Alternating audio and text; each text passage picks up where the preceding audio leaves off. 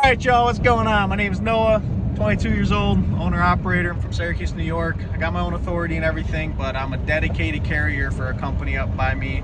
Can't afford a trailer, basically, with all this craziness going on with the market. So basically what's going to happen, I'm recording this the next day because I messed up the intro last time.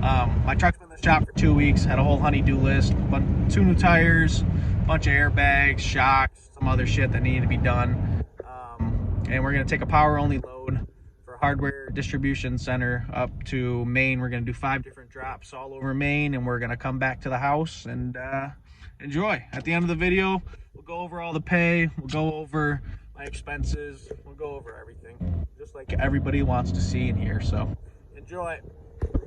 So a little backstory about me. I'm 22, got my Class B CDL when I was 18, because you can't get your Class A in New York State until you're 21. So I was driving dump trucks for the first 3 years. Then I got my Class A right when I turned 21 in November, and I got my Class A like early January, knocked it out real quick. Then I went over the road for the company that I'm a dedicated carrier for, and I hated it, every second of it, so I quit.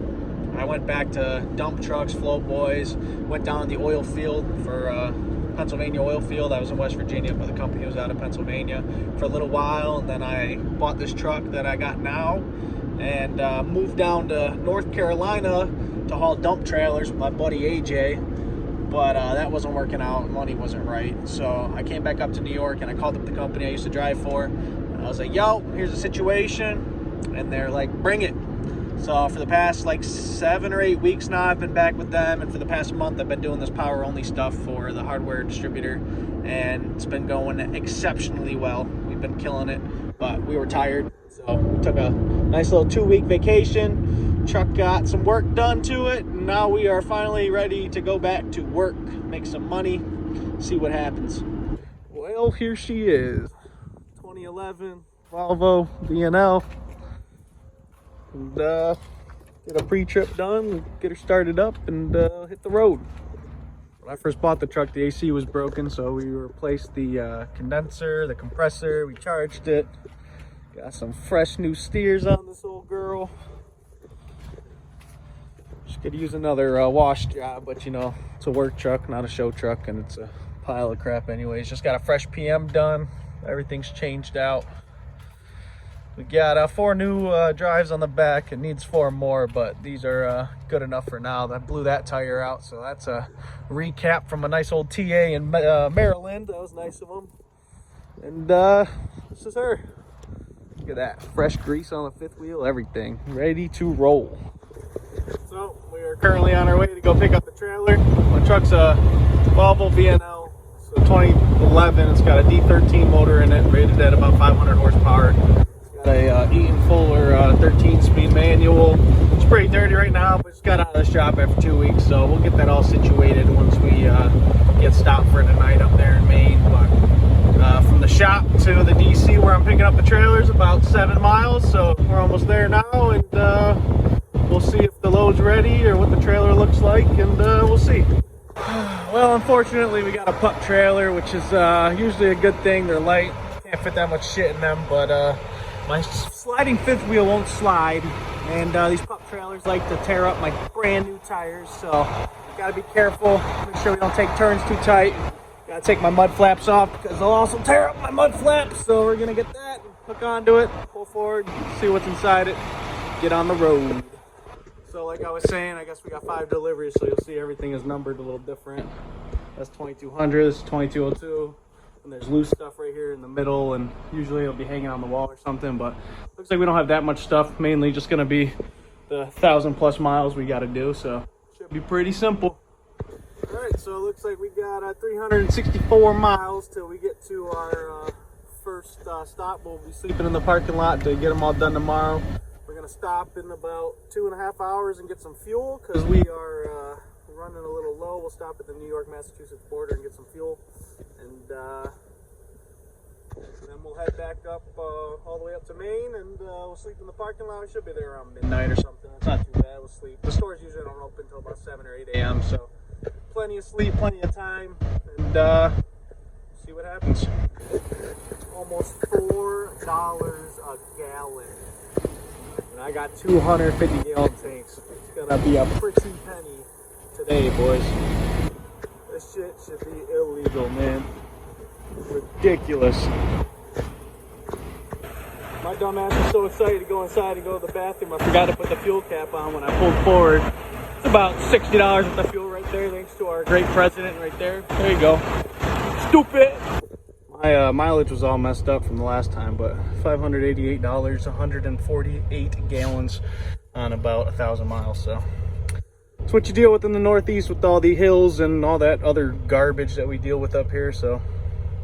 Part of trucking, baby, part of trucking. We got 3 miles to the Massachusetts border, 434 till our delivery. Just cruising down the highway, snacking on some Cheerios like the fat fuck I am, drinking a Pepsi, listening to some music. We got 218 miles to go. Just going pretty smooth, traffic's pretty dead. I hate working the night shift because it doesn't give me much of a social life, but no traffic is always good, especially around these parts. Well, I knew it was happening sometime tonight. Here we are on the 290, about 14 miles away from the 495, and we're at a pretty much dead stop, like it always is, every freaking time I come through here, which is about twice a week. 130 miles to go, 2 hours until I can go to bed. Well, we made it up to the New Hampshire border and then into Maine. We got 22 miles till our destination. It's currently 11:15. Traffic's been dead. We ran into a little more after we got onto the 495, but it wasn't that bad. I just wish some of these mega carriers would. Alright, well, made it. It's 11:41. There's a bunch of loading docks out back, but there's a whole plaza. There's a shop and save, a bunch of other stuff. USPS. So I'm not exactly sure where I'm supposed to be, but I know it's not out front. So I'm just going to go around back and go to bed, I guess. We'll figure it out in the morning. I lied. I came back here and I don't know which one will be there. So we're going to go back up front so that they know we're here in the morning. And hopefully I can walk in the front, or they can come wake me up and we can figure it out where the hell I'm supposed to be. I definitely don't like parking in front of a 24-hour laundromat, but we'll lock our doors and hope nobody messes with us, I guess. Well, unfortunately, the guy that I was delivering to this morning woke me up at 6:30. Said, "I'm ready when you are." I said, "All right, let's get to it." So, one pallet, a couple loose items off the truck. It's now 6:53, paperwork signed. We got 129 miles to our next delivery, which never happened. Usually they're all like, you drive 400 miles, you do 7 or 8 deliveries within like a 50-mile air radius, and then you drive back. That's where all the miles come from. But it looks like this one we're going to be driving to and from locations all day. So, ain't nothing to it but to do it. I need some Red Bull and maybe a snack. We're going to get the hell out of here. Bag secured. 5 miles down the road. We can keep going, baby. Now we're good. Now we're cooking with fire. So before I got my truck out of the shop, it was pulling pretty hard to the right, and my tire, brand new steer tire on the passenger side only. I don't know why the guy I bought it from only replaced one, but it was wearing really bad. So I went, got an alignment done. They said it was perfectly fine. They said the whole front end was tight. Then when they were working on it, putting the new steers on, they checked the whole front end. They said the tie rods were good. So we're gonna see if that passenger side steer tire starts wearing weird or not, but it's driving pretty straight down the road. I mean, as good as it will for a 20-year-old truck, or 10 years old, however old it is. But 864,000 miles. There's no history on the motor, but for the price I paid, I can't really complain. So def's been cleaned. It's been pretty well taken care of, except the time that it hauled trash for a couple weeks. But it is what it is. I couldn't get financing, so I had to pay cash for the truck because I'm 22 and banks don't like to hand out loans to 22-year-olds to start business. So take what you can get. This is what about 97% of the deliveries look like. Just use the pallet jack right to the back of the trailer, and they got a forklift that comes and gets it off. Slowly but surely. Number 2 down, almost. 3 to go.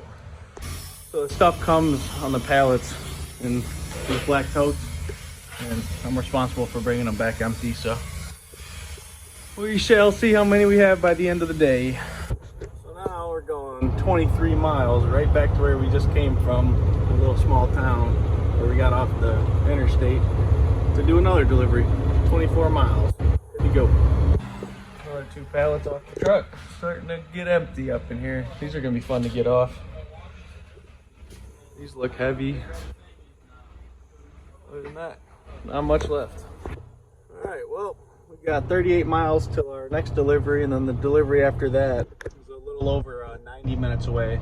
And then we got a 5.5 hour ride home. So we might hit 1,000 miles, but might be a little high on the high end. But we'll see what happens. Nothing to it but to do it. Well, got all the pipe out of the way. That thing's broken. They don't want it. This is all we got for our last stop. So 90 miles to the next stop, and we're good to go whenever this forklift guy comes back and gets these off the truck. Got some pizza and Mountain Dew, because of course I'm a fat fuck. And we're off to the last delivery. This one was a fun one to get into. I had a blind side off the road and back down between the building. They got a bunch of shit. But that is empty. See if he's got any totes for us. If not, sign the papers and get the hell out of here. All right, well, we got 385 miles till we get back to the DC, and then 40 more miles till we get back to the house. So we got a long ways to go, but overall, not that bad of a day. Not bad at all. This is the shit you gotta deal with if you want to fucking run the Northeast. Waze says it's a 30-minute backup, so we're gonna be here for a while. Still got 2:43 to go till we get to the DC. It's almost 4 o'clock. Oh, I love Massachusetts. I love it so much. This friggin' sun is brighter than my entire future. This is ridiculous. I can't see jack shit. 160 miles to go, almost back to the New York border. Friggin' 35 miles from the frickin' DC, and this is what we're dealing with. 52 mile an hour. Walmart and some car carrier racing each other up the hill. Come on, y'all. Come on. So close. Come on. This is ridiculous. Well, I guess now that we're almost back, we can go over the numbers on this load.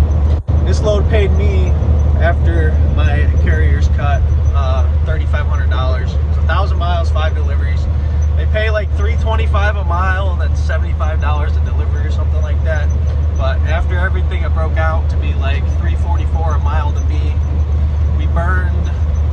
We did 1,000 miles. I get about 7 miles a gallon. So that's about 150 gallons. So like $550, $600 in fuel around there.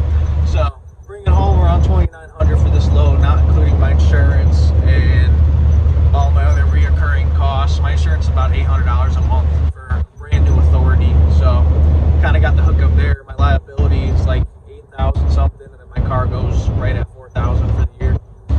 So I mean, not a bad day. Long one, really long. 7:30. We're like 12 miles away from where we gotta be, and then 7 miles to the shop and 44 miles home. But we'll be in my own car, so we'll get there real quick. But it's pretty decent. No dispatch for tomorrow. I think this power only shit's coming to an end because it's winter and it slows down during the winter. So pretty sure we're going back over the road with the reefer trailer, which I freaking can't stand. I hate reefer trailers. My plan is to hopefully just go back and forth to like North Carolina or South Carolina or something.